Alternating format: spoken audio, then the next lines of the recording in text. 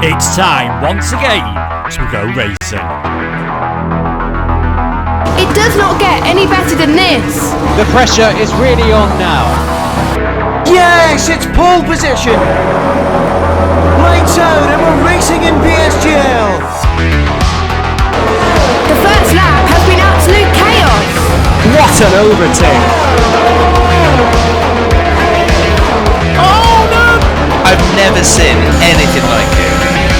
Side by side again. This will be settled right at the end.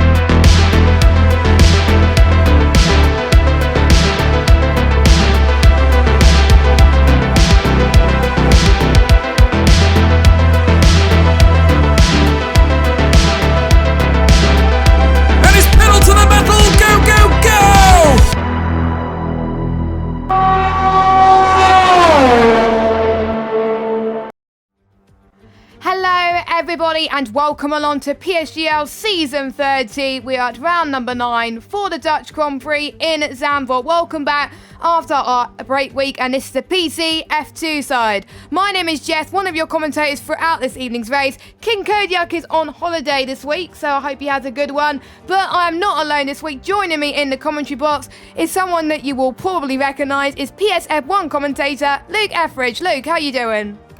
I'm very well, Jess. Good evening to you. Good evening to everyone watching at home. We've not travelled too far from where we were at a couple of weeks ago before the break week. We were at Belgium then. Tonight we're at Zandvoort, but two very different tracks. Belgium, extremely high speed, fairly easy to overtake. Netherlands, there's only really one opportunity into turn number 1, so this could be an extremely important qualifying session. It is as well. First used in Formula 1 during the pre-Formula 1 era in 1948, but there was quite a few people that held the record for the most wins at the Dutch Grand Prix. Jim Clark being one of them as well, having won at Zandvoort on 4 occasions in the 1960s. Jackie Stewart took his 26th win here, and there was some dreadful incidents back in the time, which obviously we can't talk about. It has hosted 30 races so far, and last year hosted the inaugural Formula 1 race in the hybrid era around there as well, and it had a certain Max Verstappen win that race as well. So quite a few changes to the F2 lineup for the rest of the season. Thomas Ronhaar is moved to PCF1, as you may know, so he's no longer in the McLaren. Replacing him in the McLaren tonight is Fedkov, and we got quite a few changes which we'll go through in just a little moment's time. But apart from Ronhaar, we have a certain Simon Peregni leading the championship by just 7 points to Luke Smith. We got Duncan Hoffland in third. Rupert Virginia is in fourth. Carter Lundy doing well on his F2 promotion in fifth position. Then we got Tom Martinez, Villa Camper, Joost Noordijk, Jack West, and many, many more. Those are championship standings as well. Peregni didn't score too well in the last couple of races, but he can show that he can take it amongst the big guns, and he did quite well in F1 as well in the last couple of ones, so we'll see what he could do here tonight here in the F2 League. Yeah, we will see what he can do. It'll be interesting, seeing how the different people move around, how they cope. Also, people coming over from PlayStation for the first time. Max Wiesel, who I'm familiar with commentating on the PS F1. He's trying, I think, might be his first race on the PC. We've got Ryan Jacobs doing one of his first races on the PC, also known as Dark Killer from the Xbox side of things. So a few drivers. Be interested to see how they cope. Zandvoort, maybe not the easiest circuit to start off with, if we're being honest. It is quite a technical track, despite being very short. Does pack a lot of corners into that. You really need to have confidence in your car. It's a narrow circuit as well. It's definitely got that old school feel that can really punish you if you get things wrong. Yeah, and it's quite overcast at the moment as well, which is probably not ideal for some of the drivers. And let's just actually go through who is racing tonight. So in the Aston Martin, of course, we've got Carter Lundy. He is back with us. We've got obviously Max Wiesel, like you said, in the AlphaTauri. He's replacing Jeffrey Ritchie, who can't make it tonight. I believe Jeffrey Ritchie is doing challenges tonight on the PC side. Best of luck to him. We got Jack West in the Williams. We got Jordan Poland in the Ferrari, one of the drivers who recently qualified for the Pro Exhibition for qualifying in the top 6 in the challenges. So congratulations to him. We got Luke Smith in the Alpine, Jack Laverty in the Haas, Simon Peregni in the Alfa Romeo. I always can't pronounce his name to save my life, but anyway, Jonah Martins in the Alfa Romeo as well. We've got Joost Noordijk and Duncan Offland in the Mercedes, both also qualified to the Pro Exhibition as well. We got Norbert Jakob in the Ferrari. We got Soko, another driver who came from the PlayStation, his second race on the PC side in the Williams. He's now a full-time driver, so well done to him. We got Andre Tarabukin also in the Williams. Sam Corby is in the Red Bull. Nice to see him back. We got another reserve tonight. I can't remember who he's filling in for. I think it's Danny Lusink. It is Istvan Pukki. Istvan, but I can't say his name. I do apologise. We got Ryan Jacobs in the Red Bull. He is replacing Tom Martinez. We got Ruben Virginia in the McLaren, Svetkov in the McLaren as well, and Oscar Gullicamper in the Aston Martin. So we got a few people about to start their laps already as well.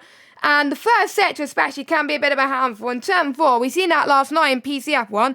They can take a variety of different lines through there. Yeah, the bank nature of the corner. Do you go higher and take a really late apex to try and get a good run? It is a possibility to maybe, get an overtake done as long as you get it completed before you get towards turn number 7. Because if you're trying to do it before, then if you're trying to do it into turn number 7, it is very likely that things will end quite badly for you. And you've got these long sequence of right-hand corners that really do put pressure on the tyres through 7, 8, and 9. Then the left-hander into turn 10. Crucial that you get that corner right. It does lead to a DRS, though. You are going to be brave, though, to go for an overtake, I think, into that chicane. That chicane-like corners at 11 and 12. Yeah, exactly. Norbert Jakob just gone past, so he's one of the first people to set a lap time. We got one of the Aston Martin set a lap time first, as well as Duncan Offland, 109.6 for him. Norbert Jakob comes across the line in P2. We've got the other Mercedes of Joost Noordijk. He's up to the line now. Let's see what he could do. It's just a banker lap time of 114.8, just to get a bit of a feel for the track, and it would help if I get the tyres up at the moment. Quite a few people on the medium compound of tyres. Let's see. I believe it's not Carter Lundy. It is his teammate, Oscar Villacamper. He goes up to the line as well. Let's see what he could do. P6 as well. I think more people on the mediums as expected, but since the softs don't last very long around here, not surprised that they want to have a lot of soft tyres to their disposal. We've got Soko up to the line, and that is P4 for him so far. Some good time on the board so far on the medium compound tyres. I think we saw a lot of people in the 109s last night on the PC side. The cut-off time, I think, was a 109.6 for Q2, I believe. I didn't catch what was after that. But, yeah, it was quite close there. And I expect to see those times quite close tonight. It is a short qualifying session, completely different to PCF1. And it may rain. You never know, but we don't know what the weather's going to be like here. It's Carter Lundy. That is a good lap time already off the bat. 109.5 as a banker lap time. I would take that in a heartbeat.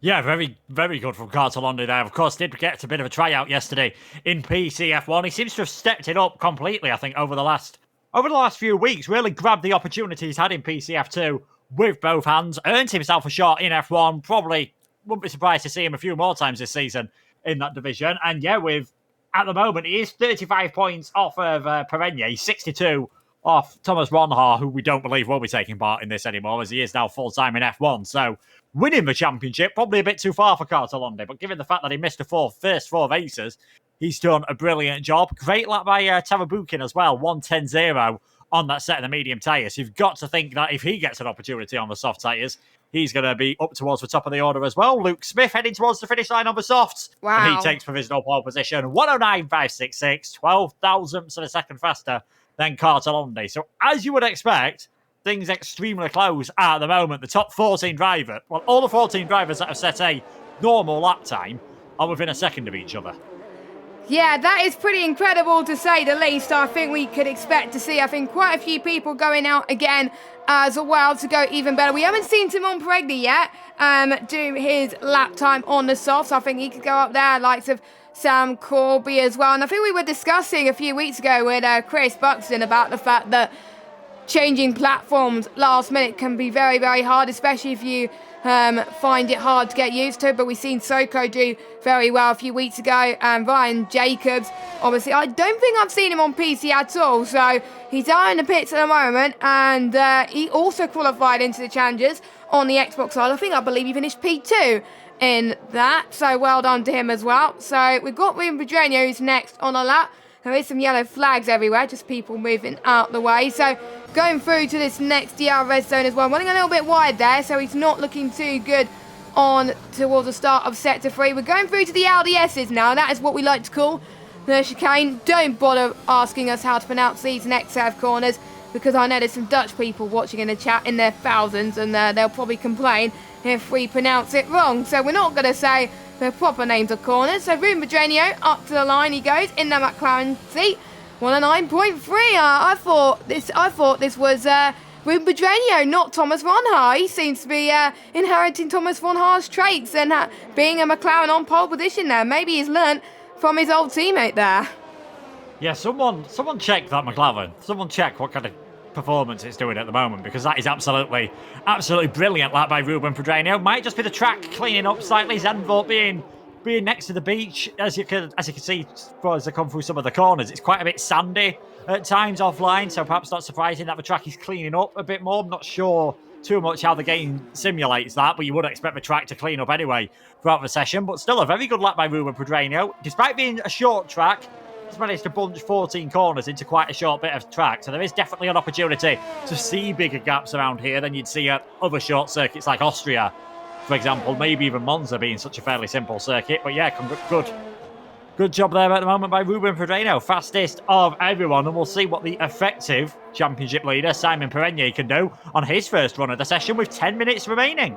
Yeah, he doesn't have long left at all, so maybe he wasn't very confident at the start of the session, but he's already purple in Sector 2, but I think I've just seen someone go even quicker on their lap time, so I think someone is probably going to stop Simon Perenier. You never know. I didn't see what his first sector was at the moment. Heading towards the banking, do not use overtake there on the banking, as I found that in practice for a race on Tuesday. Absolutely binned it. But anyway, Perenier up to the line, and that is only P6 for now, but still obviously a few tenths separating between himself, Jack West, Duncan Offland, Carter Lundy and Luke Smith. Obviously Ruben Pedreño's time is absolutely incredible at the moment, but let's see. I think Svetkov is on a lap. Yes, he is on a lap. He's 3 tenths quicker than his previous best, puts him into P9. Pretty respectable lap time from him. And we also got Oscar Villacampa. Was he on a lap? Yes, he was on a lap, but he was a bit slower there as well, so unfortunately you'll get to go again. Probably he binned it, maybe turn 7 and 8, quite easy to get yourself caught out in the gravel trap, because 2 understeer. Tower Bukin, P2, Soko P3, so they seem to be finding the times out there as well in the Alpine and the Williams cars as well. So maybe the track is starting to evolve a lot quicker than you might expect around here due to how short the lap, as Luke was talking about at the moment. It's crucial that you get there nice and quickly as well. Lots of yellow flags going everywhere, which doesn't help Duncan on his lap at the moment, but he's heading towards, I think, is he backing off? Yeah, he's backing off there, I think, so he may go into the pits very, very shortly. But 8 minutes to go. Ruben Pedreño on pole, Andre Tarbukin in second, Soko in third, Smith in fourth, Carter Lundy in fifth. Those two are starting their outlaps. And it is Joost Noordijk that just pushes his teammate down to 7th, and Joost in 6th position.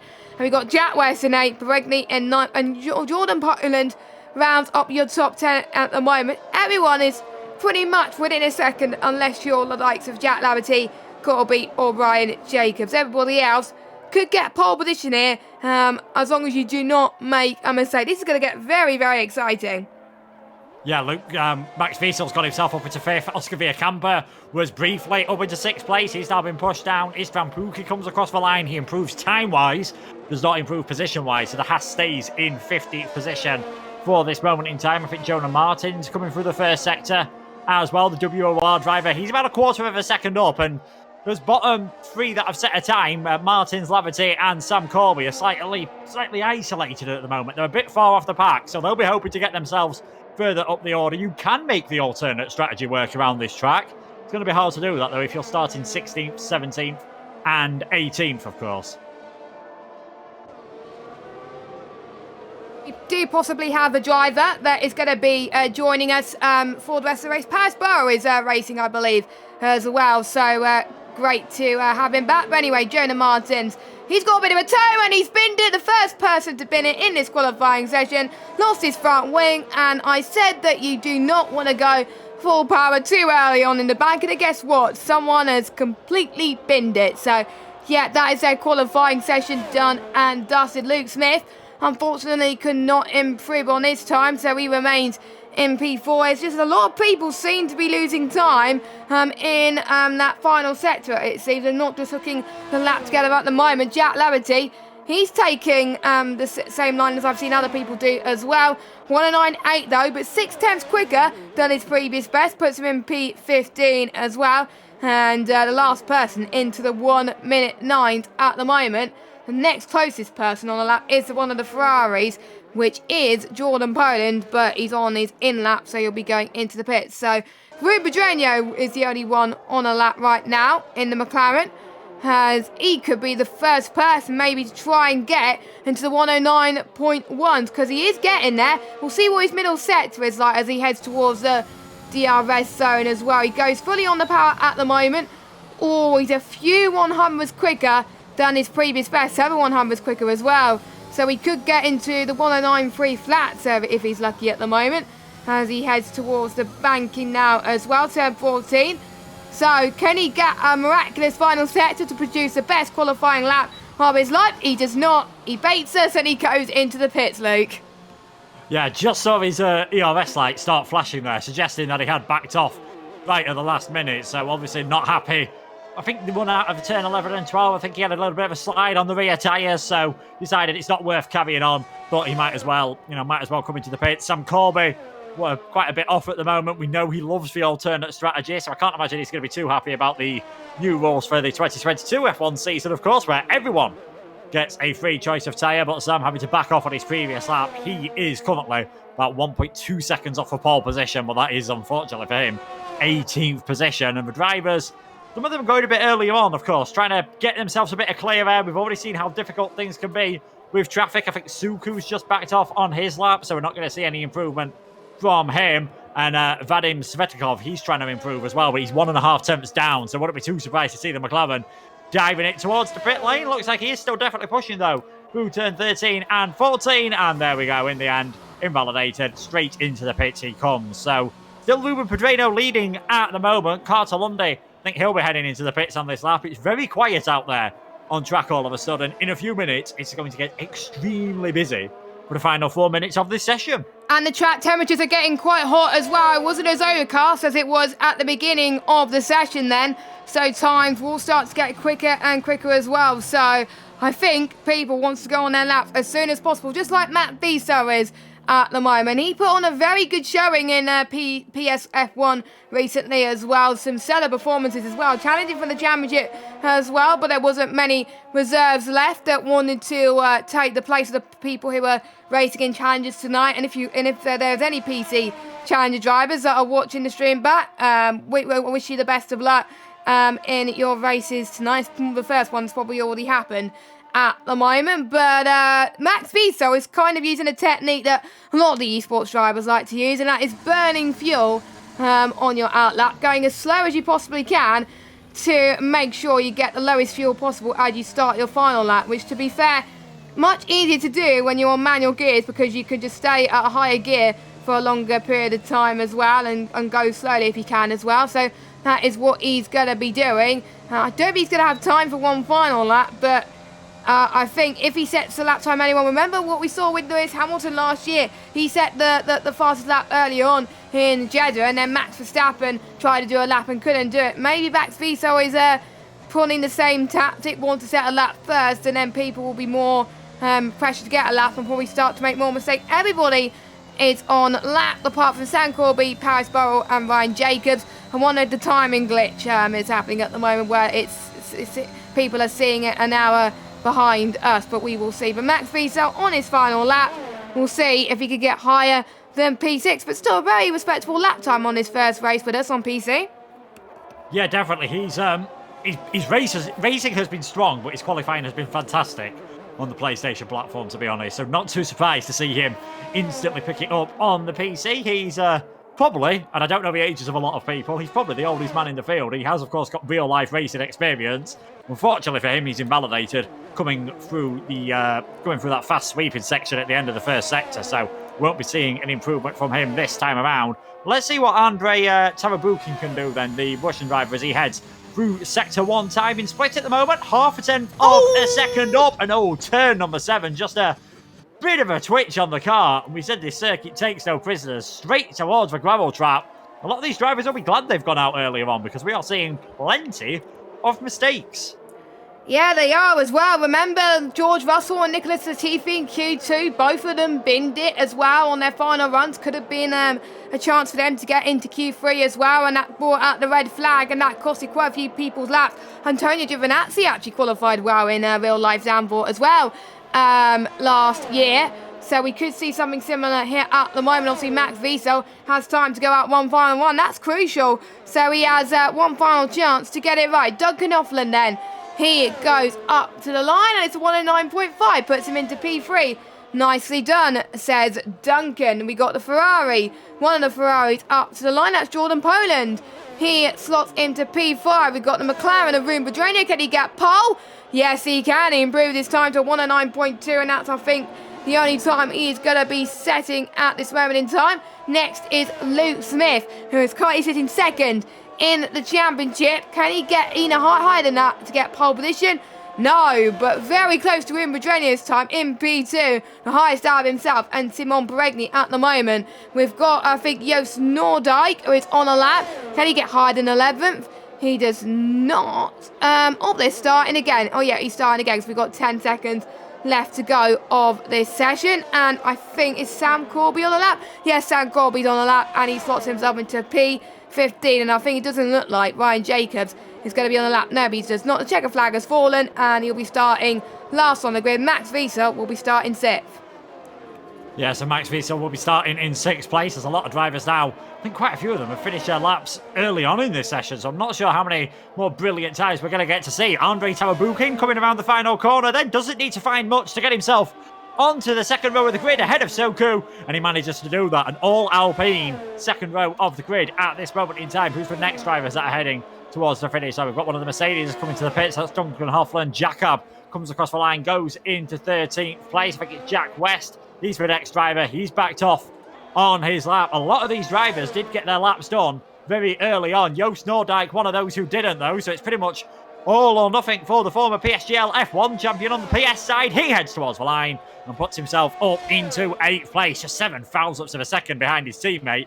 Less than a quarter of a second off pole position. Unfortunately for him, it looks like it is only going to be good enough for 8th place at the moment. I think Sam Corby, he's another one diving into the pits. If any of the Haas cars going to be finishing their lap. Jack Laverty gets himself up into 13th. Istvan Pukki stays in 17th. That could well be it for this qualifying session, I think. Simon Peregni, he's on his way back into the pits. It looks like Pedreno is on pole.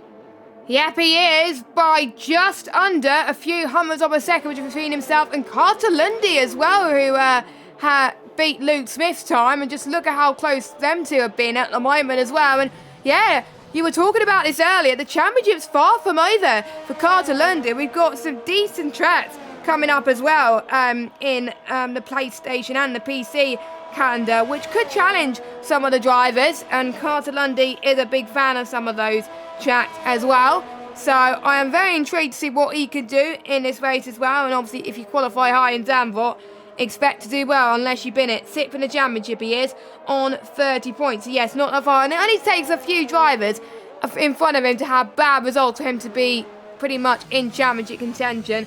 We've got Zandvoort this week, Brazil next week, then we've got Mexico, Singapore, USA, Imola, and then with the final round will be in Bahrain for round 15. But we'll go through your results here at the moment. So Ruben Pedreño on pole position, Carter Lundy in second by just 3 100ths of a second, Luke Smith in third, and then it's Andrei Tarabukin, Soko, Max Wiesel, Duncan Offland, Joost Noordijk, Jack West, Simon Peregni round up your top 10. They'll be starting on the Socon Pilot tyres. Free choice of tyres go to Jordan Poland, Oscar Villacampa, Jack Laverty, Norbert Jakob, Svedkov, Sam Corby, Isfan, Jonah Martins, Paris Burrell, they were the ones. No, Jonah Martins set a lap time, but Paris Burrell and Ryan Jacobs did not set a lap time in this session. We're about to go into the race. The drivers haven't told us what the weather's going to be like, Luke, so we're going to be in for an absolute surprise here in Europe once again. But yeah, I don't know who's going to win this race, but it looks to be odds-on favourites for Ruben Pedreño. I'm looking at the standings. He has not won a race this season in F2. He's got second place in France for the French Grand Prix, and then that was it. He was mainly getting 4 or 5 points after that, so he really needs to do well to get a good result here at Zandvoort. But he has a chance. He's going to be leading the forward field away, and for the drivers, luckily, it is going to be a dry session. Yeah, and of course that is, best place to be here. We've already spoke about Zandvoort. It's not the longest one towards turn 1, so it is a perfect opportunity to for Ruben Pedreño to get his first win and also extend the lead McLaren have got in the Constructors' Championship. 128 points at the moment for the Woking-based team. Alpine are second on 73. Alfa Romeo, 67 points to Mercedes on 64. So for that second place, it is really close. Just looks like McLaren are running away with it at the moment. And with Pedreño on pole position, could be something similar tonight. Yes, indeed. And before we go on to the formation lap, we'll just have a quick mention of our sponsor, Grid Rival. And we have our own F1 2022 Fantasy League as well, which you could get paid prize money at the end of it if you win. You can check the affiliate link in the description to find out a bit more information about that as well. And next round will be Australia actually as well, so plenty of time to get in your predictions on who you think will do well for the Australian Grand Prix. premiersimgl.com/Grid Rival. Thank you for all of your support. So we're now going to go straight into the race and find out what tyres people have gone for the race session at the moment. And according to everybody, quite a bit of a shock. I thought there would be a even split, but Jonah Martins and Ryan Jacobs have gone for something out of the norm here. They have gone for the soft tyres. Everybody else outside the top 10 have gone for the mediums. What would you say will be the strategy around this? Soft, medium, do you think? Yeah, I think that's what everyone will be trying to do. There's always a risk of a safety car. The walls aren't too far away at a few points, and it is very easy to make contact. So if there's a safety car, I think obviously that pushes the life of the tyres out a bit more. Not too surprised, to be honest, that out of everyone outside the top 10 for someone to go for the set of soft tyres, that Jonah Martins did that. He set his best lap in qualifying on a set of the mediums, so we didn't really get to see what kind of pace he's got. So maybe he's thinking that he just needs to work his way through the field in the early stages and see what he can do later. As I swear, the brake marker board has already gone on the way down towards turn 11, which will please absolutely no one. Yes, because there's no assist in this lead for the top PlayStation tiers. I think all the PlayStation tiers have most of them have no line as well, which won't help them one bit as the drivers are ready to take onto the grid once again. It was 35 years ago since Niki Lauda took his 25th and final Grand Prix victory here at Zandvoort, coming from 10th on the grid. Peregni comes from 10th on the grid. Will he be able to repeat what Niki Lauda did 35 years ago? And we're going to see quite a few overtakes. Indeed, only one DRS zone, 2 DRS zones, one between the start finish and turn 1, and one between turn 10 and 11. But anyway, 5 red lights coming on for PCF2. And we are underway. Let's see what everyone looks like on the start. Looks like a pretty even start from both the drivers, but Ruben Pedreño gets a brilliant run towards turn 1. It's quite an understeery part of the track at the moment, but looks like everyone's making it really, really clear. Watch out for turn 3 coming up now. I think we're starting to see a few mistakes from some people. Simon Peregni up into 7th place already, so he's had a stalking start so far. Luke Smith has got the overtake done on Cartolandi on the inside, up into P2, and he's already on the back, chasing Ruben Pedreño as well. Let's see what it's like in the back as well. Norbert Jakob has not had the best of starts, and he's out of the race before it's even begun, and we've got a virtual safety car.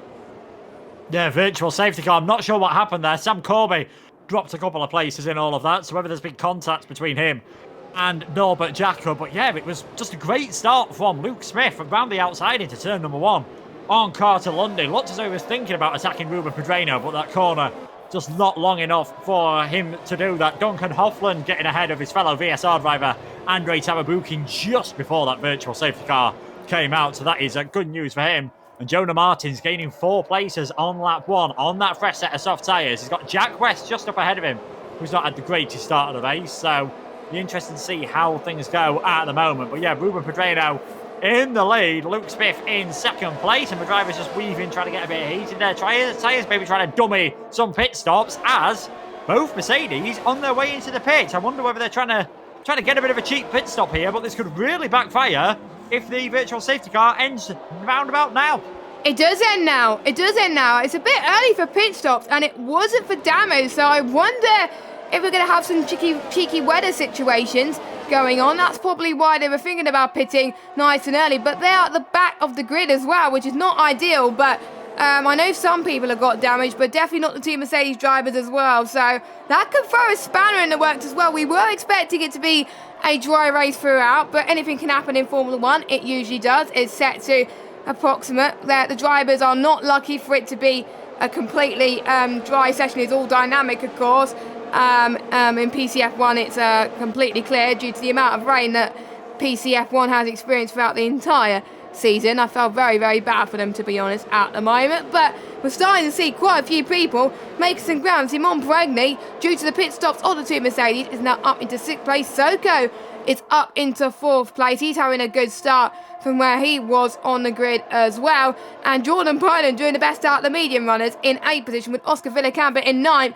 We are seeing the Alfa Romeo of Simon Bregni trying to go around the inside of Andre Taubukin there in turn 1, it looked like, but he couldn't quite do it. But DRS will be activated, so as soon as they get into the turn 11 complex, that is when they can start to see the main overtakes happen as well. And we've already seen the varying lines of turn 4 already. They're just wanting to get as many advantages as they possibly can as well. But you don't want to take too many varying lines because you may lose so much confidence going through these next set of corners, through turn 5, 6 and 7 especially. A few people can change their lines, and for some of the drivers from yesterday, it did not go very well indeed. I think Peregli is actually going to be the one closest to make a move then. He goes to the left-hand side as well. He almost binned it, taking out Andre Taubukin almost with him as we head towards the Audi SN at the start of sector 3.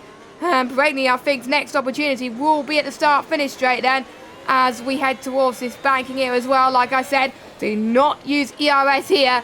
It will kill you. And he's using it, so he was using it for a little bit. He's probably followed my advice there a little bit, using it on the straight as well. We're starting to see fastest laps galore here at the moment. Is Simon Bregni going to get the move done into turn 1? No, he does not. Stayed in to P6, but he's looking like he's closing in ever so slightly, but it's not going to be that long before the drivers start to overheat the tyres ever so slightly around here due to how hot this track is. Yes, certainly, and I think Taubukin maybe is already struggling with a bit of tyre grip. He's having to use a lot of ERS to try and stay within the all-important DRS range of Soku just ahead of him, and that's maybe what gave Perenier a bit of a chance into turn number 10 last time around. Wasn't able to make it stick, and then with Taubukin having the DRS down the main straight, that did mean Perenier just has to stay behind. But yeah, both Alfa Romeos having an absolutely really brilliant start to the race for the pair of them. I mean, we've got Perenier's gone up 4 places, Jonah Martins has gone up 8 places at the moment. Now that we've got this DRS train though, it's going to be a bit more difficult to overtake. The top 15 cars are in this train and no one really looking close enough to the car in front of them. So this might lead to earlier pit stops from those on the soft tyres. Regarding the two Mercedes drivers, I don't think Duncan Hoffland had any damage. I think that was just trying something different on the strategy. Joost Noordijk though lost some time in the pits because of the double stack, lost some time from the VSC ending. I think he did also have to change his front wing. We saw things get quite messy early on in the race, so he's now sort of abandoned off the back of the pack. Definitely not what we're used to seeing from reigning Challengers champion on the PS, and or still the reigning PSF1 champion here in PSGL as well. He's had a bit of a tougher transition to PC than I think some of the drivers perhaps would have expected him to have, but he's still a very quick man indeed. Cartolundi on the back of Luke Smith. He's very close to the back of that Alpine, but as long as Luke Smith's got DRS and keeps it clean through 13 and 14 and through turn number 10, it's going to be very difficult for the Canadian to get any moves done. Yeah, he is quite a promising young talent at the moment as we got another retirement. That's turn 8 and 9, I believe, that Paris Bowl has lost it, and we've got a full course safety car. So that will bring the soft runners into a free pit stop contention. but they may be thinking about a different strategy. They may be thinking going on to the hards will be a better option than the mediums, or will these drivers choose to stay out? I won't have a clue what these drivers are going to do, but I would take the free pit stop at the end of the day, so I do not have to pit again. But anyway, Rubinho is in, Luke Smith is in, Lundy, Soko, Talbooki. Most people are going in. The only drivers that are staying out are the ones obviously on the mediums, Jordan Poland, Svetkov as well, but I thought they would have gone on to the hard compounded tyres. Everyone actually is going for mediums, it sounds like, so they've proven my theory wrong completely. So they think the mediums could get to the end from here, but the safety car pace is quite small in pit lane loss time in comparison into the usual pit lane loss time as well. So you'll lose less time in the safety car pit stops than normal, so that's probably why they've done so. And a lot less tyre wear as well. So we will see Jordan Poland will be leading the rest of the field away, but it is Rubinho that's got a cheeky free pit stop at this as well. Ryan Jacobs, I'm surprised he hasn't gone for a stop yet. Maybe he thinks the mediums can't get to the end, or maybe he thinks something else could happen, or maybe he thinks there'll be another safety car, but he can't bet his money on that. He's got to maybe think about going to the pits now, because those softs are not going to last for the entire race. No, they're not. I did see him disconnect in qualifying, and now that I'm thinking about it, I'm not 100% sure he actually managed to get back in after the disconnection in qualifying. So maybe that's his AI just slightly messing him up at the moment, which is a bit of a shame for him. Interestingly, we did see a couple of drivers come into the pits off the medium tyres. Vierkamper and Pookie have gone for a set of hards. Laverty has gone for a set of the soft tyres. They might be coming in this lap again to put on a fresh set of mediums, because of course that will fulfill the requirement in Formula 1 that you've got to use 2 different types of dry tyre. And I have seen drivers get these mediums around 30 laps around this circuit when there has been an early safety car. That is what the likes of Pedreno, Smith, Lundy have got to do on this occasion. So it's definitely possible for them to do that. They might be struggling for pace at the end of the race. So it's going to be an intriguing one to work out, as Vierkamper gets a penalty for speeding in the pit lane. Not ideal at all. That will likely get added onto his race time at the end.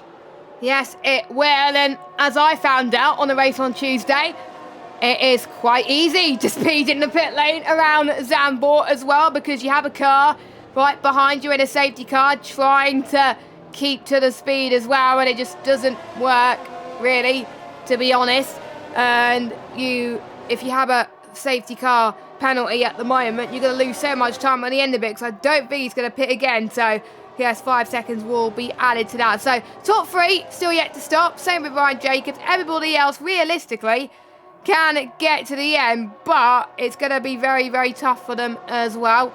Anything can happen, of course. Quite a few things have happened in real life with safety cars around this track, and also in PSGL in the future as well. And I know in F2 in PS there used to be quite a lot of rain in many of the races I have commentated as well, and that can bring up quite a few safety cars as well.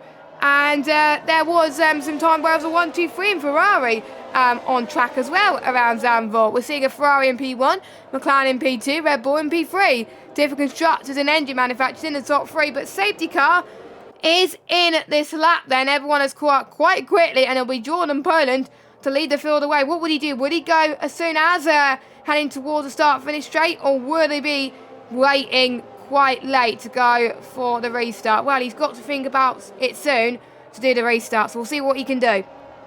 Yeah, we'll see what he can do. I think he might be leaving it a bit later at the moment, just to try and ensure that he's not giving Svetkov that long tow down the straight, and he's going to have to go sooner rather than later, because we're nearly at the finish line. And there we go, that has really bunched up the field behind, and Jordan Poland still trying to get some heat into those older medium tyres. Pedreno thinking about going all the way around the outside of Sam Corbett at the moment. That's going to give him the inside for the next point, and he gets to move on, and that could be crucial for Pedreno, because it's going to be hard for Smith, Lundy and some of these others to get the moves done. Lundy trying it all the way around the outside at turn number 3 now. There's been a contact between him and Luke Smith.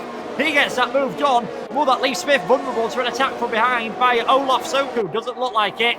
On this occasion, the AI car of Ryan Jacobs dropping down the field. Joost Noordijk's been involved in an incident as well. This home Grand Prix is going absolutely disastrously for him at the moment, as Jacobs again tumbles down the field, and now Perenier having to move down the inside of Soku. Soku will have the inside line for turn number 10, of course, but I think the Alfa Romeo has managed to hold that one off all the way around the outside. We're seeing we're seeing more drivers choose to go the long way round rather than the conventional way around Zandvoort. But it has always been a tough track to overtake, and you've always got to think about your own moves, as Carter Lundy and Luke Smith getting very close together. A bit of wheel banging between them, and all this is doing is allowing the front four to escape. Yeah, it is as well. If they keep battling like that, who knows what's going to happen in PC F2 at the moment, as we're seeing quite a few people derailing across the line already. That's how much they've been pushing right now. Simon Brady is in the picture now for pretty much a net race lead at this moment in time, or net P2, because of Ruben Pedreño trying to pull away as well. Simon Brady is having the race of his life right now. He's benefited from the safety car, and due to those two battling, it's helped him ever so slightly, pretty much more than ever so slightly as well. So he's probably got the box of his seat right now. He's probably in the cinema watching those two fighting for their lives, and if those two go into contact with them, then maybe Brady will do a Hulkenberg. See you later. You never know. No DRS activated on this lap though. Don't forget, it will be enabled next lap, but we will see. I think Pirelli using his medium tyres to his fruition as well. Ruben Pedreño is doing all he can to try and get past Redkov into P2. The top two, I would say, on the mediums, doing a stellar job trying to hold back from everybody else, as Jack West has been passed by Andre Tawabukin. I think he got ghosted there through the LDS, so that's not ideal as well. So he's lost a bit of ground as well from his rivals as well, but he's still going to get points where he is at the moment. Top 10 in PSGL, PCF2. Do score points. It looks like Jack West was going to get the move done into turn and 1. Ruben Pedreño gets past his teammate up into P2, heading towards turn 3 at the moment, which is a very steep bank, and then turn 4 they come as well. Again, very tight. Jack West, he hasn't got enough chance to use the DRS because there's only a few braking zones around here, as I've noticed around this track, so not too much time to pretty much recharge. So if you've been battling throughout the whole of this time, you've got to think of ways to recharge your ERS and fast. Yeah, it's very difficult to recharge your ERS as that goes Carter Lundy down the inside of Sam Corby, who's going to try and fight this back, but on the older tyres, it might be difficult to do so. So that is Carter Lundy now up into 4th place, but 1.3 seconds off the back of Ruben Pedreño, and he's got Pedreño's teammate for tonight, Vadim Svetkov, to try and negotiate past as well. What happened with Jack West and Tawabukin on the previous lap? It was actually West went for a move on the around the outside of 11. That gave him the inside for 12. They did hop over the curb. That caused the game to ghost him, and that allowed Tawabukin to just get away. Definitely looked like he did have the pace, but now that he's clipping on his ERS, that might give Jonah Martins a chance to go the long way round into turn number 1. Here comes the Alfa Romeo driver. We saw him pull off some moves earlier on in this race. I don't know if he's going to be able to make this one work, though. West gets a bit of a slide on those medium tyres. And there we go. Jonah Martins is back up into the top 10, having started in 18th. There's still 3 drivers ahead of him who've got to come back into the pits. This has been a brilliant performance from Martins. Yeah, it is as well. And Martins have been very, very unlucky in the last few races I've seen on the PC side as well. He's had found his form now and again, but there is some times where he's just got unlucky. He may have tried a little bit of risks that didn't pay off for him, but the risks he's doing tonight is working wonders. He's doing moves that possibly I can't do around Zandvoort, as Luke Smith has passed Sam Corby and also tried to defend of Simon Bregley as well. So Luke Smith is now going to challenge Carter Lundy once again for P2 of this race. I wonder if he's going to have a much better attempt than the last couple of laps as well. But Luke Smith is kind of looking for consistency in this league. He is ahead of his main championship rival, just behind him as well, but that could be an interesting fight as well. So let's see, where is Simon Bregley now? He's still right on the back of him. We see Soko almost getting past Sam Corby there. Duncan Hoffland gets past Jack West. Jack Laverty gets past his teammate. Still going the long way around once again. We also got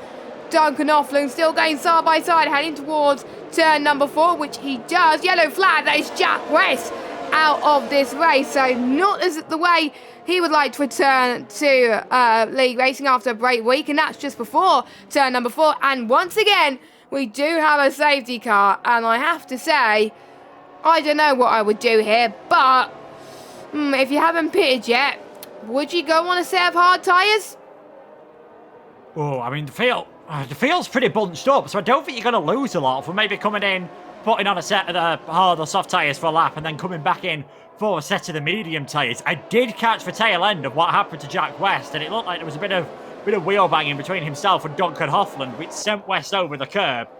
900 horsepower from these Formula 1 cars. Unsurprisingly, you don't get too much traction on a curb or grass. That sent him spinning around. And unfortunately for Jack West, he went off towards the barrier, so it will be interesting to see if that one gets reported to the stewards. I think if you've got a fresh set of medium tyres, especially if you're Poland or Svetkov or Sam Corby, I think you come in, do a lap on the softs, and then come in for a set of fresh medium tyres as well. But although Poland actually decides to carry on, and so does Pedrino and Svetkov, Sam Corby comes into the pits. He's decided that he's had enough of them, and Pookie and Villacampa also coming into the pits as well. I'm not sure what tyres Villacampa will be going on here. He might have to go for a set of hards, because he also started on a set of the medium tyres. In fact, he's serving his time penalty and getting a front wing change. I'm surprised Poland and Svetkov stayed out on track there. I've got to be perfectly honest with you. Sam Corby has gone out on a second set of the mediums, so that's an interesting call. Could we have rain? Could we see rain at Zandvoort, which we didn't get in PTF1 because we have been cleared for the rest of the season?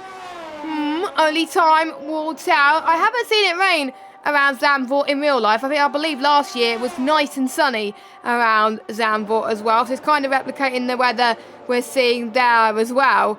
But I think people are starting to make more mistakes, because don't forget about the sunlight as well. You kind of miss your braking zones quite quickly as well, which is probably why Jack West lost as well through turn 4, and that's why people tend to lose quite a bit of pace there as well. So that's probably why a few people got some front wing damage as well. But I don't think Jordan Poland would want to go onto the hard tyres. I think he wants to stick to the soft strategy. I do believe you can go onto the soft tyres lap 24 onwards, potentially lap 23 if you're lucky, but not before, because that can't get to the end. But it's going to be a tough call. If there's no more safety cars, their strategy's pretty much screwed. But if there's rain, they've got to hold on for dear life here at the moment. Let's know your prediction in the chat, guys. Who you think is going to win? Is there going to be rain? Is there not going to be rain? At the moment, it doesn't look like it.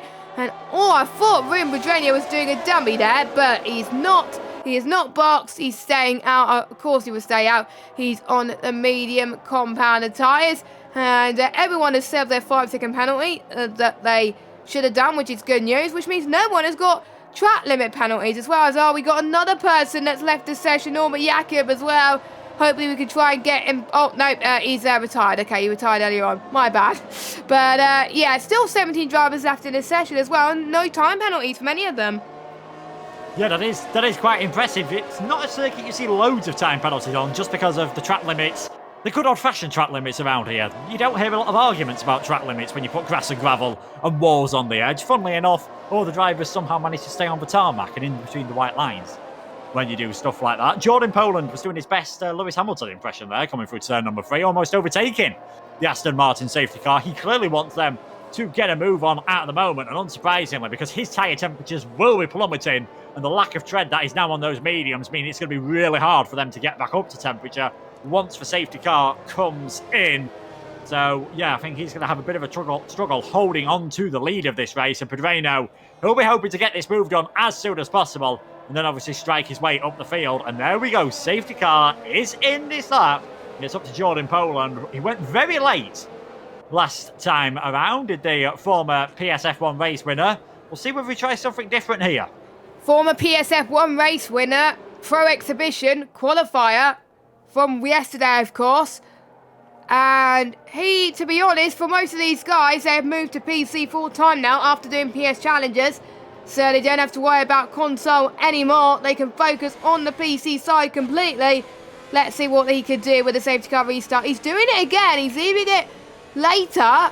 But will he leave it earlier than last time? We will have to wait and see. Is he going to go now? He does not. He almost caught William Pedrino out as well. He's almost caught everybody else. They make their way towards turn number 1. Svetkov actually got past William Pedrino there into turn 1 as well. Carter-Lundy could take advantage of that. Simon Pirelli, don't forget, had a brilliant safety car restart last time. We got yellow flags again in all 3 sectors. I wonder what's happened there. There's probably a few people that have gone off the circuit. Bukin is trying to go around the outside of Soka. They're up into 7th place. We've got, I think, 2 cars fighting behind. That is Luke Smith and Svetkov fighting.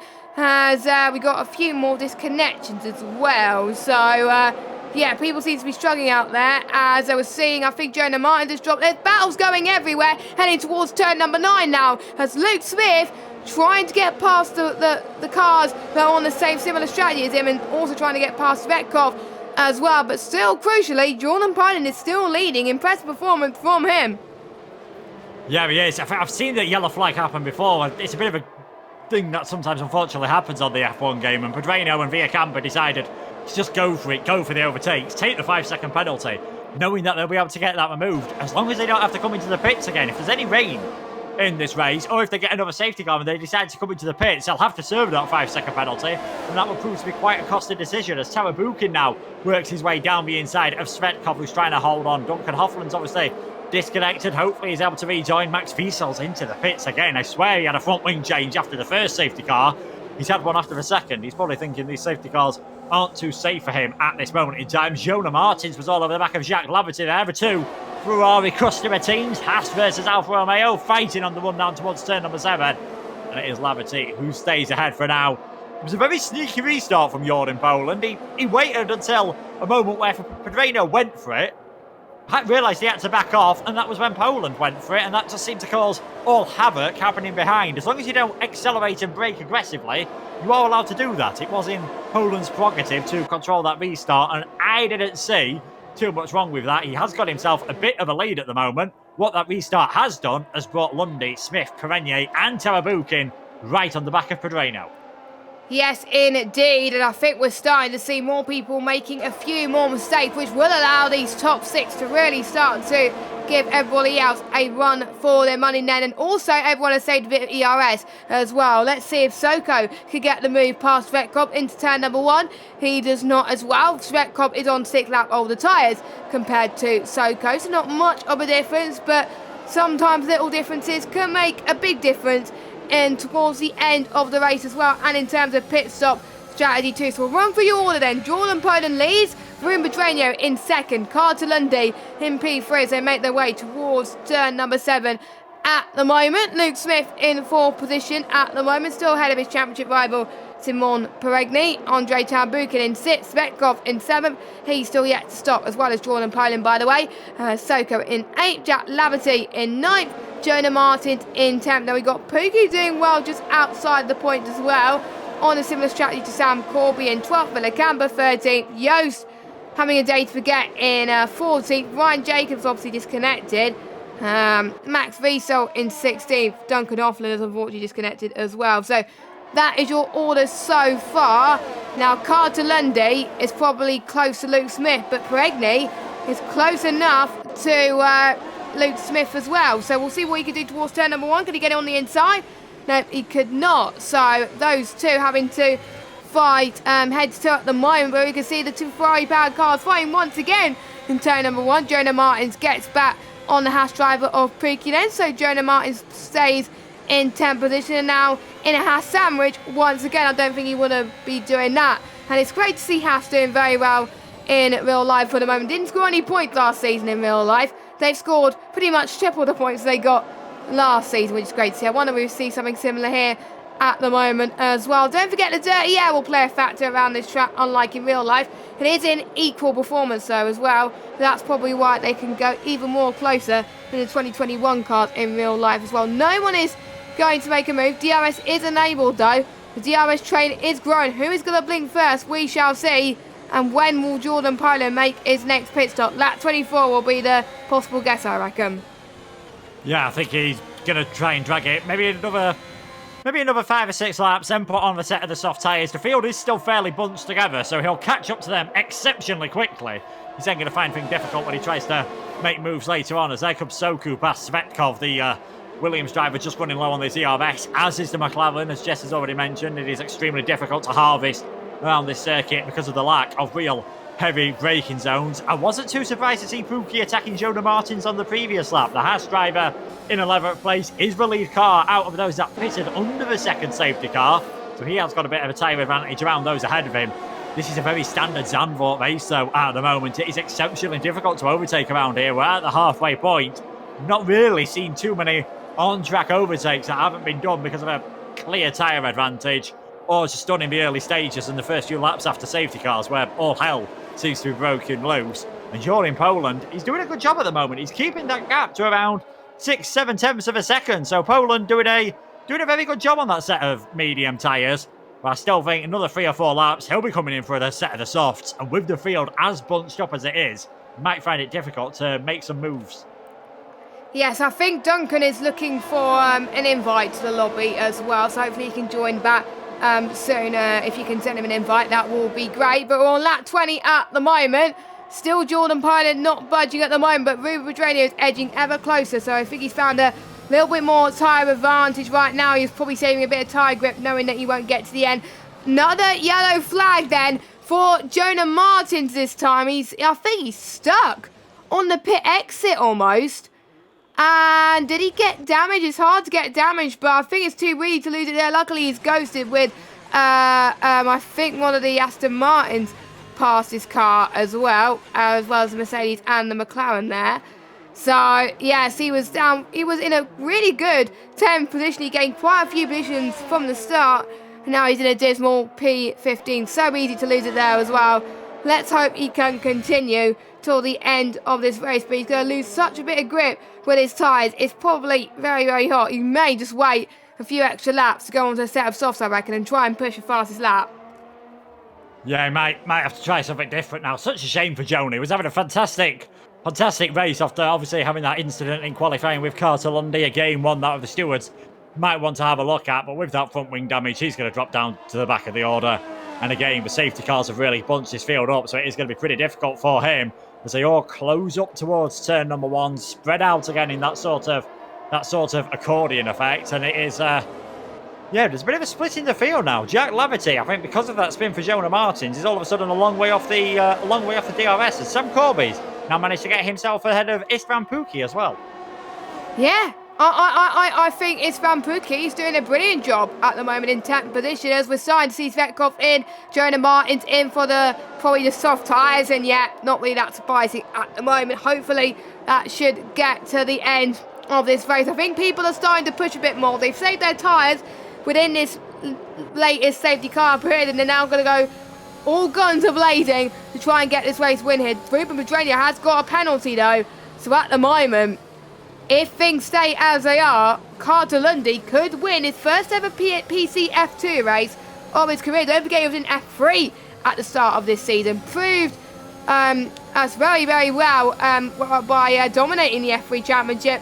Then got moved to PC F2, then did a race last night in F1. Unfortunately, he didn't go quite well towards the end of that race. So really tonight is about redemption for him, and he really is showing his redemption and worth here in F2. Is Pukki once again trying to go the long way round once again past Sam Corby into turn 3, and he makes a move. Stick, get on my son, says Pukki, and he's up into 9th place. He's doing ever so well. Maybe he's been saving his tyres to get into the right temperature, because he's going to close up to his teammate now. If the guys in front of him struggle on tyre grip, Pukki could be on the shout for even higher than 9th position here. He's doing a stellar job. Yeah, that was a brilliant move around the outside. Again, a bit of wheel banging that we saw on the exit, which I think we're used to seeing around now. But yeah, great driving there by Pukki to try and get things up. Might get his first points of the season, of course, as a reserve driver at the moment. I know Pedreño has that 5-second penalty, but I will be gobsmacked if that does not get removed. So I'd say he's still in a very good position to take a victory for McLaren. I think everyone thought now that Ron Harvard moved up a division, that might be the end of McLaren taking race victories here in PCF2, but it seems like Pedreño is going to follow in his footsteps. But once we see Jordan Poland come into the pits, of course, Carter Lundy is looking very racy behind the back of that McLaren, so it won't surprise me if he gets some moves done. As there goes Pukki on those fresher medium tyres. He's up into 8th, past Jack Laverty. We'll see if he can get onto the back of this lead train. I think he's playing the alternate strategy, you know. It looked, we thought that he was on, obviously, the soft tyre mode as well, because he's on in much more grip compared to everybody else, but he's not on the softs, he's on the mediums. He's like Lightning McQueen or Buzz Lightyear to infinity or beyond or something like that. But I don't want to think of any more catchphrases at the moment. But I think the more people start to push, the more Pukki will be brought back into contention. But let's jump back to the front for the battle for the next race lead. Jordan Poland will be coming into the pit in the next lap or two. So that will release Ruben and Carter and Luke and Simon Bregli and Tara Buchan to fight for the lead. Technically, Soko is in the battle for this race lead as well, still in this DRS train as well. We'll see the gap, Pookie, start to come down between himself and Soko. You never know. I'm watching Carter Lundy's ERS levels. He's doing pretty decent at the moment with his ERS. Same with Ruben Virgenio. I guess they weren't involved in so many battles, so they were able to harvest just a little bit more and recharge their energy storage. Jordan Poland once again staying out, so surely will be next lap as Oscar Villacampa has been pressured by, I think, Joost for the time being, as well as Oscar Villacampa has dropped down into 11. But Joost, touched the back of Oscar Villacampa, looked like, on the entry of the turn 4. So he's lost a bit more ground for the home favourite at the moment. But he did say to me a couple of weeks ago, he doesn't practice too much for the races. He does have challenges, but from next week, there's no challenges. So his main focus will be PSGL until obviously the Pro Exhibition starts. To be honest, I don't know when that starts, to be honest. Probably like June, July, August time.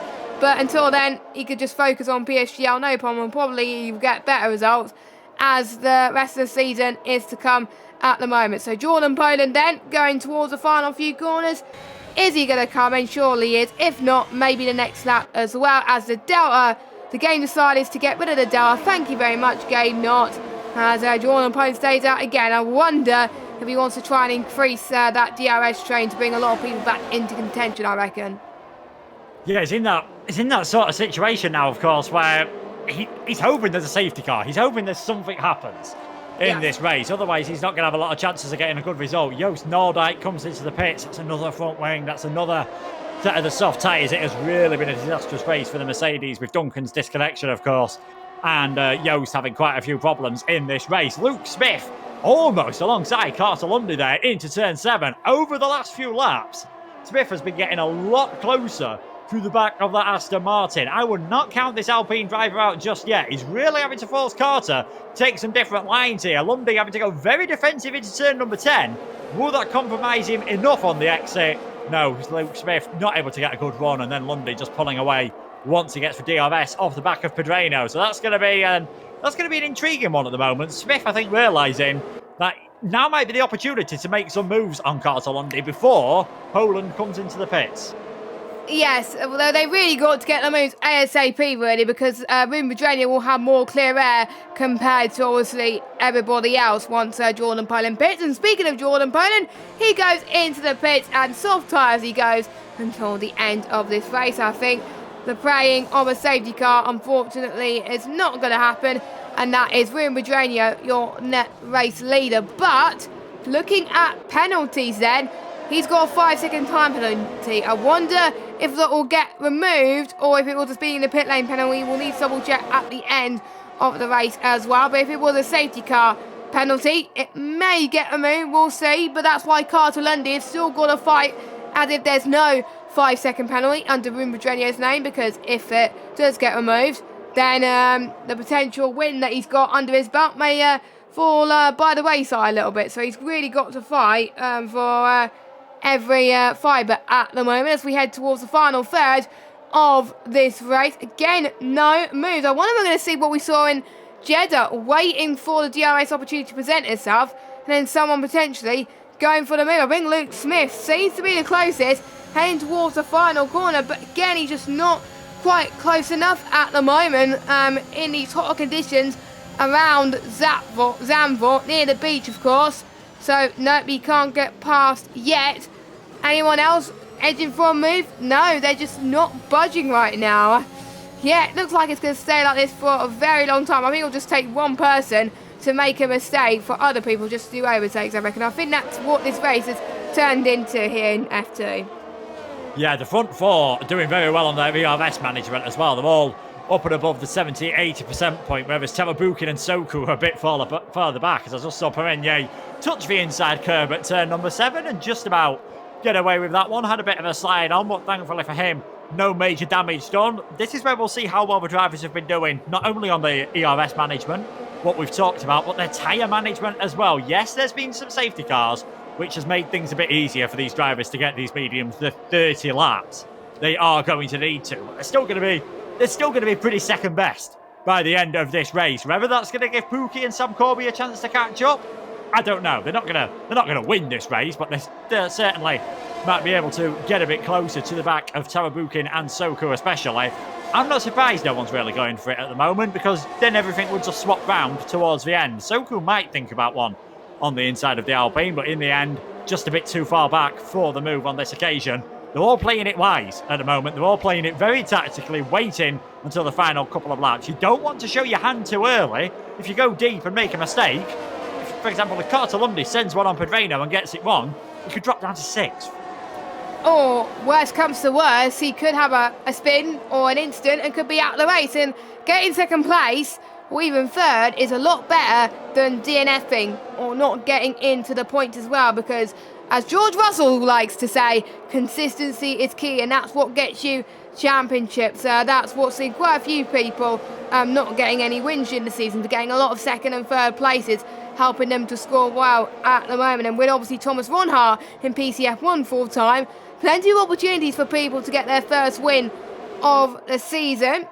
And I think obviously P1 and P2, they haven't won a race yet. Luke Smith won a race at Jeddah as well, and quite a very convincing win as well. Probably my favourite races I've commentating on for a long time, and some great moves from Luke Smith that race actually as well. But he can't get past Cartalundi though just yet. Again, playing the waiting game, which is so wise to do, I have to say, at the moment. And it's heading towards the final 6 laps of this race. Time for your predictions now. Let us know who you think is going to be winning this race. Everyone has made their stops. Is it going to be the top 6? Is it going to be Pookie, Corby? Could they get back into this as well? Will the soft runners be able to catch up? We don't know. The Delaware is not as big around here compared to other tracks, so we don't know. But let us know your thoughts, who you think is going to win. We may just read the best, we may just read your predictions live on air with just a couple of laps to go. As Cartalundi, he was almost catching up to Ruben Pedreno, but Ruben Pedreno has a lot of ERS to use, but he's gone a bit too deep, Ruben Pedreno. This could be Cartalundi's chance.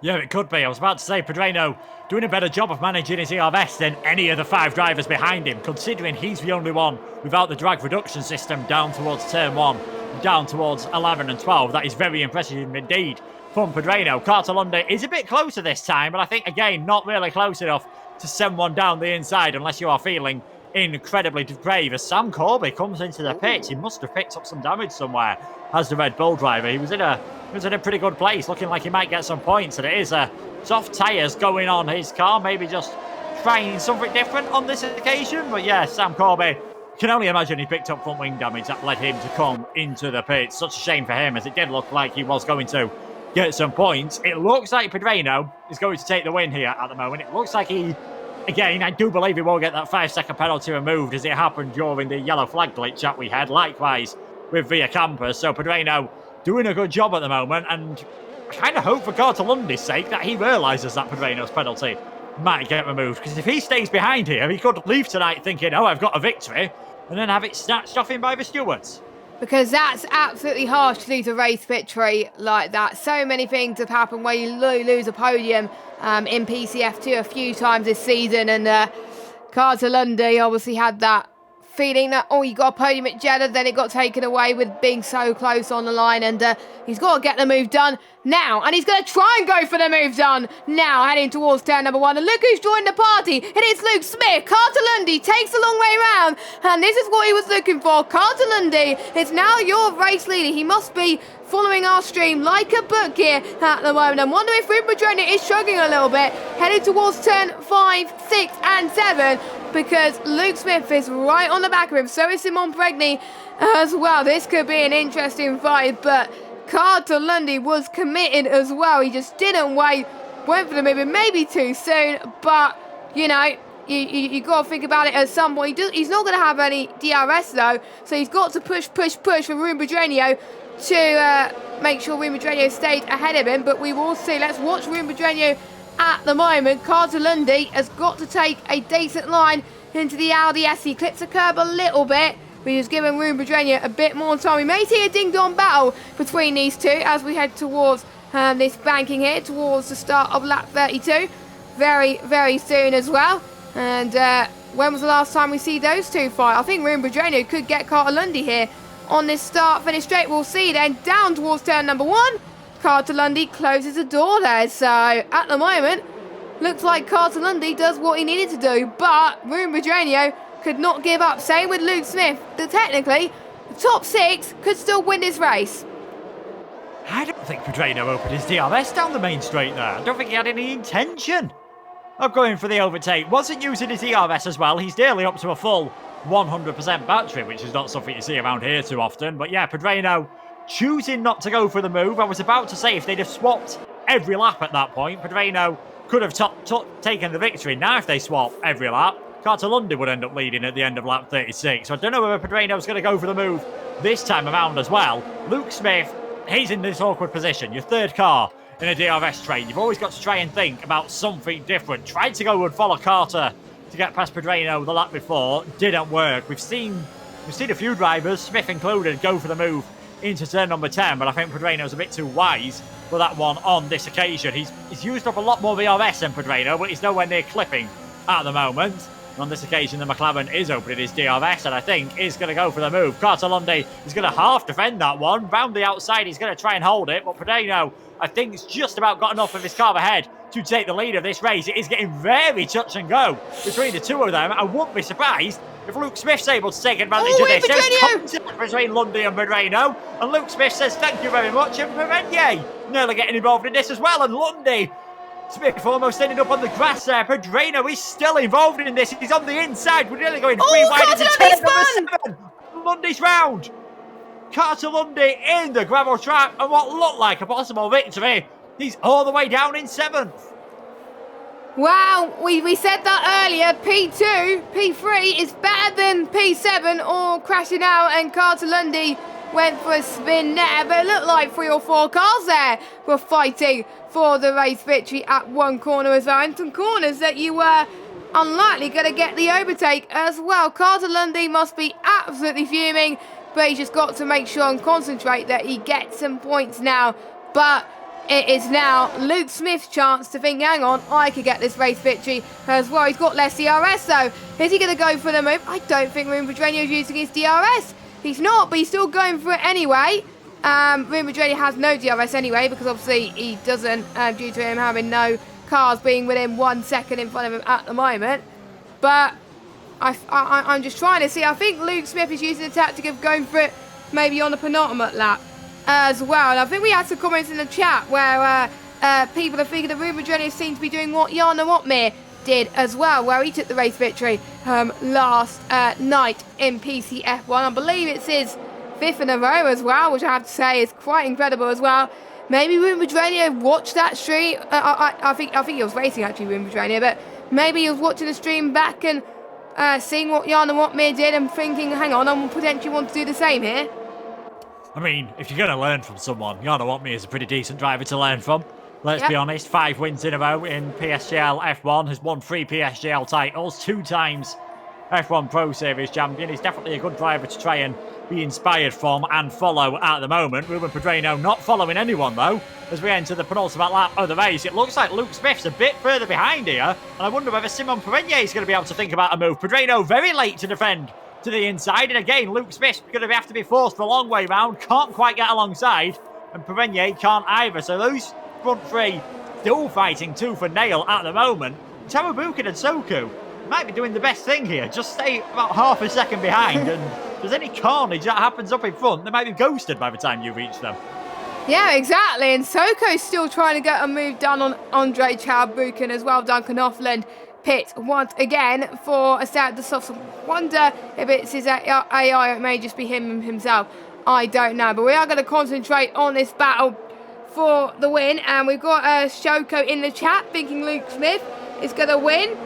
And if anyone else has any other thoughts on who they think is going to win, I'm not going to predict here at Zambol, because anything can happen. Last time I predicted someone for the win, they binned it on the first lap. So, yeah, I'm not going to say anything more. But Joost Noordijk getting a 3-second time penalty, that's not going to help his cause for getting pointed today. Well, he's not going to get points anyway from where he is. Ruben Pedreño is pawning away ever so slightly, and this could mean he could get the race win that he is looking for. Final lap of this race is Wim Madrenio versus Luke Smith versus Simon Peregni for a chance to either get their first or second win. Wim Madrenio's first, Simon Peregni and Luke Smith could be the one that create history here in PCF2 and try to close in on this championship. Don't forget, P1 gets 16 points. P2 is actually quite close as well, so we'll have to wait and see if they head towards turn number 7 for the final time. Really, I think this is Wim Madrenio's to lose. Wim Madrenio's penalty will be removed, I think. But at the moment, on track, it looks like, due to penalties, Luke Smith will take the victory here. But can Peregni go for that final move? Doesn't look like it. I think they'll prefer just to get some points rather than just fighting and taking risks for the race victory here. Yeah, it looks like it at the moment. And I wonder if those two are thinking that Wim Madrenio's penalty can be removed or not. So we'll see then. Wim Madrenio comes towards the final few corners. He is going to be winning on track at least. Will his 5-second penalties get removed? Well, we'll find out very, very soon. But for now, provisionally, it is Luke Smith that wins. Simon Peregni in second. Bukin in third. Soko in fourth. Madrenio will drop down to fifth due to his penalty. Pookie in sixth place, I have to say. Good result on his debut as reserve driver. Filling in for Danny Lusing tonight. Carlton Lundy in 7th, Jack Laverty in 9th, 8th, Jordan Pine, good recovery tonight, and Villa Camper is your final point scorer in 10th. 30 laps on those mediums. If I was a driver racing around Zandvoort, I don't think I can get those tyres to the end there, but these guys managed to do it as well. But Wim Madrenio seemed to be the star there if he gets his 5-second penalty removed. And my game's just crashed as soon as the race finished. Lovely. So I think you will need to screenshot the results and go through the results, actually. Well, I think I might need to screenshot the results right now, because you're not the only person whose game's crashed, if I'm being, right. being honest with you. I think everyone's has gone, but thankfully I should be able to just get a nice little screenshot of the results and go through them for everyone. This is, I believe Jack Laverty did get a penalty as well, and in fact my entire PC now looks like it's almost about to head off, unfortunately, but we will be able to get those up just towards the end of the stream then to see what the results were. Remember, these are provisional before we get any penalties, of course. Before we get any penalties removal, it was Luke Smith who took the provisional victory. Peregni in second, Tarabuki in third, Soku in fourth, Pedreno in fifth, but we think he might get that removed to finish in first place. Pookie, Carter Lundy, Jacques Laverty, Jordan Poland, Oscar Villacampa, another one with a 5-second penalty that is likely to get removed. Then Sam Corby, Max Wiesel, Joost Noordijk, Vadim Svetkov, Ryan Jacobs, Jonah Martins, Duncan Hoffland, the final finisher, Jack West, Paris Burrell, and Norbert Jacob were the 3 retirements. I have asked the drivers to screenshot the results for us, or they may have a little bit of a stream going on. If someone else has got a stream going on, then maybe they're able to do that as well. So we will say, yay, thank you to one of the drivers for doing so as well. So we have got most of the results, which is good. So that will help both us and the stewards when they apply potential penalties or not. So we are going to be getting our drivers in for post-race interviews as well. Of course, it's not mandatory, but before we do that, Luke, who is your driver of the day? I'm gonna go for the boring choice. Sorry to be that type of person. If it wasn't for that incident he'd have had halfway through the race, which really ruined his chances, I would have gone for Jonah Martins, because he was doing an absolutely fantastic job. But Ruben Pedreno just controlled it from the front of the race. Expert ERS management meant that after the one chance Luke Smith had to get close, no one really did afterwards. Yeah, Jonah Martins, I think up until that point he crashed, I think did very, very well. But I have to say, Simon Peregni doing very well from getting from 10th to 2nd just shows how he's a formidable force in this championship. You don't need the good qualifying pace sometimes if you're Simon Peregni. And he shows he can compete against the best of the best in PCF1. So watch out for him for the rest of this as well. So we will wait to see as well. So we'll go through the calendar whilst we wait for the drivers to go in for their interviews. So obviously this week we were at Zandvoort. Next week we head to Brazil. What track that's going to be? Usually hosts our season finale, but it's going to be hosting round 10 of the championship on the 7th of April. And then on the 14th of April we have got Mexico. Then we've got Singapore on the 21st. 28th of April we've got United States. And then we've got quite a bit of a break week between United States and Imola. And then we've got Bahrain to round up the season. Is anyone going to come? Doesn't look like it. So, Luke, any final thoughts before we head off? And any thoughts about Brazil, which is going to be the track for next week for our F2 drivers? Yeah, Brazil, it's always, I think, a fan favourite. It's a brilliant track to see some racing around. Sector 1 and Sector 3, all being about your straight line speed and, of course, that very twisty middle sector. If you get held up by traffic in there, it can really make a massive difference. And it is Brazil. It is in the rainforest. There's always that possibility of wet weather affecting the drivers as well.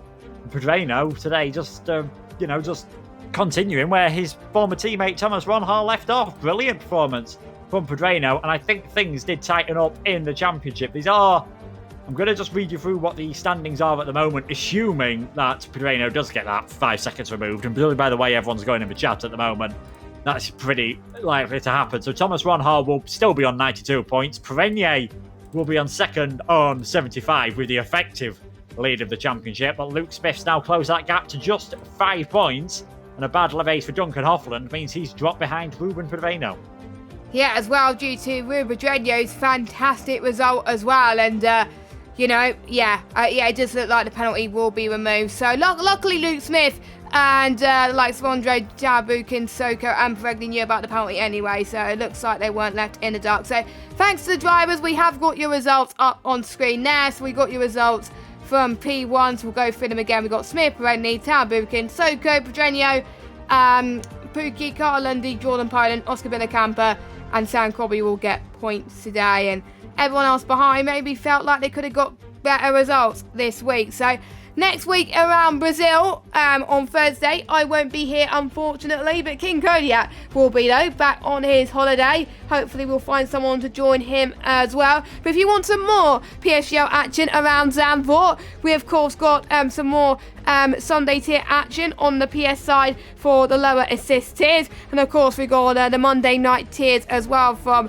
F2, F3, F4 and F4 on at 7 PM, and of course we got F1, F5, S6 and F8 on at 8 PM, commentated by Luke Etheridge himself and Aidan Carter as well. So make sure you join them both at 8 PM on Monday night. So I've been Jess Ball. Thank you, Luke Etheridge, for standing in for King Kodiak tonight. It's been amazing as always.